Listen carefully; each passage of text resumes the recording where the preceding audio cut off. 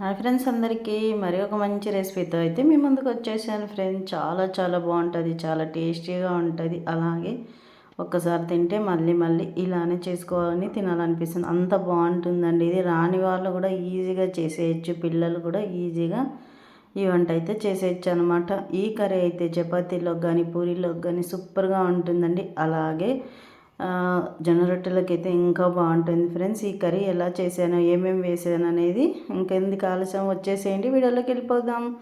Video మొత్తం continue అవుతుంది, చూసేయండి ఫ్రెండ్స్. చూస్తేనే కదా మీకు అర్థమవుతుంది. ఇప్పుడు ఫస్ట్ వచ్చేసి నేనైతే ఒక గిన్నె పెట్టేసుకున్నాను. అది వేడి అయిన తర్వాత పల్లీలు అయితే వేసుకున్నాను ఫ్రెండ్స్. పల్లీలు అయితే వేసేసుకొని చిన్నగా స్లో మంట పెట్టుకొనేసి తర్వాత ఇలా అయితే వేయించుకుంటున్నాను అనమాట. ఇలా పల్లీలు వేయించుకుంటే స్లో మంట మీద బాగా ఎగుతాయి కదా, అందుకోసం అండి.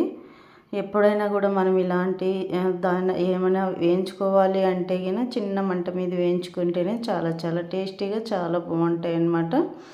అందుకోసం నేనైతే ఇలా వేయించేస్తున్నాను ఫ్రెండ్స్. ఇప్పుడైతే పల్లీలు అయితే కొన్ని బాగా తీసుకొని తర్వాత బాగా వేయించుకుంటేనే మనకి ఈ కర్రీ అనేది టేస్ట్ అయితే చాలా చాలా బాగుంటుంది. అందుకోసం అయితే వేయించుతున్నాను అనమాట.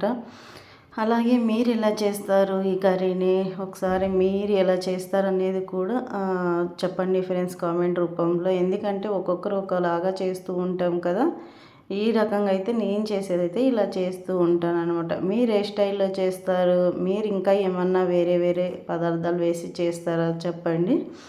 మనము కొంతమంది కొన్ని రకాలుగా చేస్తూ ఉంటాం కదా వంటలు. అందుకోసం ఫస్ట్ పల్లీలు అయితే వేయించేసి పక్కనైతే పెట్టేసుకున్నాను అనమాట. ఇలా పల్లీలు వేయించుకున్న తర్వాత కొంచెం ధనియాలండి, ఇంకా స్లో పెట్టుకోవాలి మంట. ధనియాలు కూడా మాడిపోకుండా వేయించుకోవాలి. కొన్ని ధనియాలు తీసేసుకొని మనకి కూరకు సరిపడే ధనియాలు అనమాట. ఇక్కడ ఇవి తీసేసుకొని తర్వాత అది కూడా వేయించి పక్కన పెట్టేసుకున్న తర్వాత కొన్ని నువ్వులండి. నువ్వులు అయితే ఇంకా మనకి తెల్ల నువ్వులు వేసుకుంటే ఇంకా చాలా బాగుంటుంది. ఇలా నువ్వులు వాడడం వల్ల కూడా ఆరోగ్యానికి చాలా మంచిది.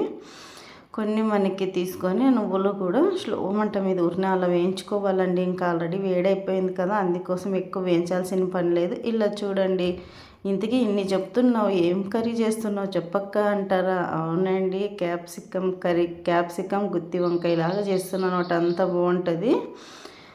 ఇలా అన్నీ వేసేసి ఇప్పుడైతే నేను ఇక్కడ వచ్చేసి ధనియాలు, తర్వాత వచ్చేసి పల్లీలు, నువ్వులు వేయించుకున్నా కదా, అవన్నీ మిక్సీ గిన్నెలోకి వేసుకున్న తర్వాత వెళ్ళిపోయి కొబ్బరి అండి, మామూలు కొబ్బరి తురుము ఉంది, అందుకోసం కొబ్బరి కూడా వేసేసుకున్న. చాలా బాగుంటుంది కొద్దిగా కొబ్బరి వేయడం వల్ల కూడా. ఇంక ఇలా అన్నీ వేసేసుకొని ఇలా మిక్సీ అయితే పట్టేసుకున్నాను. ఇలా మిక్సీ పట్టిన తర్వాత ఇప్పుడు మళ్ళీ వచ్చేసి ఇంకా నేను అందులోకి వచ్చేసి కొంచెం పసుపు, కారం, తర్వాత ఉప్పు వేసేసుకొని మరి మిక్సీ అయితే పట్టేసుకుంటాను అనమాట. చాలా బాగుంటుందండి ఇలా మిక్సీ ఇలా వేసి ఈ మసాలా వేసి చేస్తే గిన మనకు అసలు గుత్తి వంకాయ తింటే సూపర్గా ఉంటుందండి, అంత బాగుంటుంది. కారం కూడా మనకు తగినంత అయితే వేసేసుకోవాలి. ఇలా అన్నీ వేసుకొని తర్వాత మనకి బాగా మెత్తగా కొద్దిగా పేస్ట్ లాగా మిక్సీ పట్టేసుకోవాలన్నమాట. సాల్ట్ కూడా మనకు సరిపడేంత ఇప్పుడు చూసి వేసుకోవాలి. మరి మనం కర్రీ చేసేటప్పుడు మళ్ళీ అయితే వేసేసుకోవచ్చు. ఇంక ఇప్పుడు కొద్దిగా వాటర్ అండి, కొంచెం వాటర్ వేసేసి పేస్ట్ లాగా వేసేసుకునేది అనమాట. ఇప్పుడు పేస్ట్ లాగా మిక్సీ పట్టేసుకొని ఒక గిన్నెలోకి అయితే తీసేసుకుందాము. ఇంక ఇప్పుడు ఇలా అయిపోయింది చూడండి ఫ్రెండ్స్. ఇంక ఇలా అయిన తర్వాత మొత్తం అంతా తీసుకొని ఇక్కడైతే ఒక ప్లేట్లోకి అయితే తీసేసుకుంటున్నాను అనమాట. పేస్ట్ అనేది ఇలా పేస్ట్ లాగా చేసుకుంటేనే మనకి చాలా బాగుంటుంది అనమాట. అందుకోసం తీసి అయితే పక్కన పెట్టేసుకున్నాను. ఇంక ఇప్పుడు వచ్చేసి మనకి కావాల్సిన క్యాప్సికమ్ తీసేసుకొని మనకి ఎన్ని కావాలో అన్నీ తీసేసుకొని అవి బాగా నీట్గా కడిగి పక్కన పెట్టేసుకున్న తర్వాత ఇప్పుడు వచ్చేసి దానిని ఇలా కట్ చేస్తూ ఇలా చూడండి ఫ్రెండ్స్. ఇప్పుడైతే కట్ చేస్తూ దీనిని మనకి గుత్తి వంకాయ ఎలా మనకి చేస్తామో సేమ్ అలానే అండి. ఇవి ఇట్లా 4 పక్కల కట్ చేసిన తర్వాత మనకి ఈ పేస్ట్ అనేది ఆ వంకాయ క్యాప్సికమ్కి అనేది పెట్టేస్తే గిన లోపలంతా మంచిగా ఉడుకుతుంది కదా. ఉడికినప్పుడు చాలా బాగా టేస్టీగా చాలా బాగుంటుందండి, అంత బాగా వస్తుందన్నమాట. ఇలా చూడండి. ఇంక ఇప్పుడు తీసేసుకొని ఇట్లా చిన్నగా 4 వైపులా అయితే కట్ చేసుకోవాలన్నమాట. అన్నీ క్లీన్గా కడిగి పెట్టేసుకున్నాను. ఇప్పుడు ఇలా తీసుకొని 4 వైపులా కట్ చేసుకొని లోపల ఏమన్నా పుచ్చులు ఉంటే కనుక తీసేసుకుంటే చాలా బాగుంటుందండి. ఇప్పుడు మనం వంకాయ తినాలి అని ఉంటుంది, వంకాయ కొంతమంది తినరు కదండి. అలా ఉన్నప్పుడు ఇలా ఈ క్యాప్సికమ్ అనేది ఇలా వంకాయలాగా చేసుకొని తింటే కనుక మనకి వంకాయ తిన్నంత ఫీలింగ్ వస్తుంది అన్నట్టు, అంత బాగుంటుంది. క్యాప్సికమ్ కూడా చాలా మంచిదండి, చాలా బాగుంటుంది టేస్ట్ కూడా. ఇలా అన్నీ కట్ చేసుకొని లోపల ఏమన్నా గలీజ్ ఉందా చూసుకొని అంత 4 వైపులా కట్ చేసుకొని పక్కన పెట్టిన తర్వాత ఇంక ఇప్పుడైతే చూడండి ఇలా అయితే కట్ చేశాను అనమాట నేను. ఇప్పుడు ఇది తీసేసి అందులో పేస్ట్ అయితే పెట్టేసి ఇంక అన్నీ ఇలా పేస్ట్ పెట్టి నించుకోవాలి అనమాట.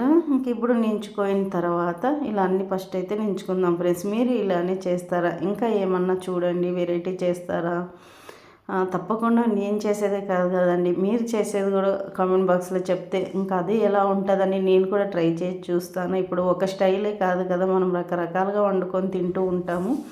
అలాగా మీ స్టైల్లో కూడా నేను ఒకసారి వండుతానండి ఖచ్చితంగా. అంటే మీరు కూడా కామెంట్ బాక్స్లో అయితే చెప్పండి మీరు ఎలా చేస్తారనేసి. నాకైతే ఇది జొన్న రొట్టెలకైతే చాలా చాలా బాగుంటుందండి. ఎక్కువగా జొన్న రొట్టెలోకి అయితేనే ఇది బాగుంటుందని అనుకుంటాను. మళ్ళీ చాలామందికి జొన్న రొట్టె చేయడం రాదు కదా, అందుకోసం చపాతీలోకి కూడా బాగుంటుంది అన్నమాట. అలా రాని వాళ్ళు చపాతీ చేసుకొని చపాతీలోకి కర్రీ వేసుకొని తినచ్చు, అలా కూడా చేయొచ్చండి.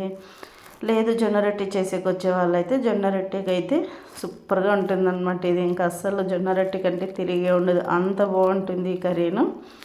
ఇంక ఇప్పుడు ఇలా అన్నీ నించుకోయిన తర్వాత ఇంక ఇక్కడైతే ప్యాన్ పెట్టుకున్నా అండి నేను. ఇలా ప్యాన్ పెట్టేసుకొని ఇందులోకి అయితే ఆయిల్ అయితే వేసేసుకుంటున్నాం. మనకి సరిపడే ఆయిల్ అయితే వేసేసాను. వేడయిన తర్వాత ఇంక ఇప్పుడు వచ్చేసి మళ్ళీ ఆవాలు జీలకర్ర అయితే వేసేసుకున్నాను అనమాట. తర్వాత ఉల్లిపాయలండి, ఒక ఉల్లిపాయ అయితే కట్ చేసుకున్న ఆ ఉల్లిపాయ కూడా వేసేసాను. వేసేసి కొద్దిగా అలా కరివేపాకు కూడా వేసి మగ్గనిచ్చేస్తున్నాను అనమాట. ఇలా కొంచెం ఆయిల్ కూడా ఎక్కువ పట్టదండి, ఆయిల్ కూడా కొంచెం వేసాలి చాలా బాగుంటుంది. క్యాప్సికమ్కి ఆయిల్ ఎక్కువ వేయాల్సిన అవసరం లేదనమాట. ఇలా చేసుకుని ఇంక ఇది కొద్దిగా మగ్గిన తర్వాత మనకి ఇప్పుడు అన్నీ మసాలా నింపి పెట్టుకున్న క్యాప్సికమ్ అయితే అందులోకి వేసేయాలన్నమాట. ఇలా వేసి అంతా కలపాలండి ఒకసారి. ఇలా అంతా కలిపిన తర్వాత మనకి మూత పెట్టేసి ఒక 5 నిమిషాలు అనేది అలా మగ్గనిచ్చాలన్నమాట. అలా మూత పెట్టి మగ్గనిచ్చేసి ఏమవుతుందంటే మెత్తగా అయ్యి బాగా ఆయిల్లో కొంచెం మగ్గుతుంది క్యాప్సికమ్, అప్పుడు మంచి టేస్ట్ అనేది వస్తుంది అనమాట. ఇప్పుడు చూడండి ఒక 5 నిమిషాల తర్వాత ఇలా తీసి కొంచెం అలాగంతా కలుపుకోవాలండి మళ్ళీ, ఎందుకంటే లేదు అంటే ఒక పక్క మాత్రమే మగ్గుతాయి, ఇంకొక పక్క మగ్గం అనమాట. ఇంక ఇప్పుడు ఇలా చేసిన తర్వాత ఇందులోకి వచ్చేసి ఇంక ఇప్పుడు మనకి మిగిలిన పేస్ట్ ఉంది కదండి పక్కన, ఇందులోకి వేసింది అది కూడా వేసేసుకోవాలి మసాలా, అప్పుడు కర్రీలాగా వస్తుంది అనమాట. ఇలా అన్నీ బాగా కలుపుకొని అంతా కలుపుకుంటే మనకి కుకింగ్ అవుతుంది కదా, అందుకోసం. ఇంక ఇప్పుడు ఈ పేస్ట్ మనకి మిక్సీలో పట్టాం కదండి పేస్ట్, అందులో కొద్దిగా వాటర్ వేసి అదంతా కూడా వేసేసుకుంటే మిక్సీలో ఉన్న పేస్ట్ కూడా అంతా వచ్చేస్తుంది అనమాట. ఇప్పుడు ఇలా అంతా కలుపుకొని మనకి ఇంకా కొంచెం మనకి ప్లేట్లో మిగిలింది కదా, ఆ పేస్ట్ కూడా వేసేసుకుంటాను. మనకి ఈ కర్రీకి సరిపడే వేసుకోవాలండి, మళ్ళీ ఎక్కువ వేసుకున్నా కూడా బాగుండదు. నేను అందుకు ఎంత కావాలో అంత మాత్రమే తీసుకున్నాను అనమాట, అందుకోసం ఇలా చెప్తున్నా. ఉండేది కూడా వేసేస్తున్నా. అలాగే ఒక టమోటా ఇలా చిన్నగా గచ్చేసి వేసేసుకున్నాను అనమాట. ఇది ఇలా చేసుకోవడం వల్ల టమోటా వేయడం వల్ల మంచి టేస్ట్ వస్తుందండి. ఇంక ఈ పేస్ట్ అంతా కూడా వేసేసుకొని మనకి తగినన్ని వాటర్ వేసుకొని మళ్ళీ అంతా కలుపుకోవాలి. అలా కలుపుకుంటే అప్పుడు అంతా కరెక్ట్గా సరిపోతుంది అనమాట. ఇప్పుడు ఇలా వేసేసుకొని తగినన్ని వాటర్ అయితే వేసుకొని, ఇంకా మనకి పావుల భాగమే ఉడికిండేది క్యాప్సికమ్, పూర్తిగా ఉడకాలి కాబట్టి ఇంకొంచెం వాటర్ అయితే వేసేసాను.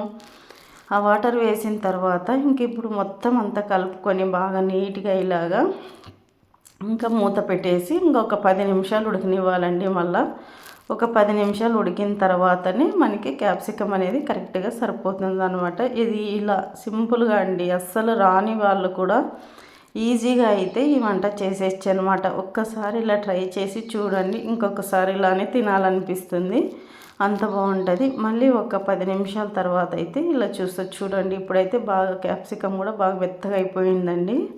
మనకి మసాలా అంతా కూడా బాగా చిక్కగా అయిపోయింది, మంచిగా ఉడికిపోయింది అనమాట. పచ్చి వాసన లేకుండా మంచిగా ఉడికిపోయింది. మనకి నువ్వులు అన్నీ వేసాం కదా, పల్లీలు, మంచి టేస్ట్ అయితే వస్తుందన్నమాట. నువ్వులు వేయడం వల్ల చాలా బాగుంటుందండి. కర్రీ మాత్రం సూపర్గా ఉంటుంది. ఇలా పట్టుకొని చూస్తే చూడండి బాగా మెత్తగా అయిపోయింది, మంచిగా కుకింగ్ అయిపోయింది. అందులో మనకి మసాలా పెట్టాం కదండి, అది కూడా బాగా మంచిగా ఉడికిపోయి లోపలంతా కూడా బాగా జ్యూసీ జ్యూసీ లాగా ఉంటుందన్నమాట. అంత బాగుంటుంది. ఈ వీడియో ఎలా అనిపించిందో కామెంట్ బాక్స్లో కామెంట్ చేసేయండి ఫ్రెండ్స్.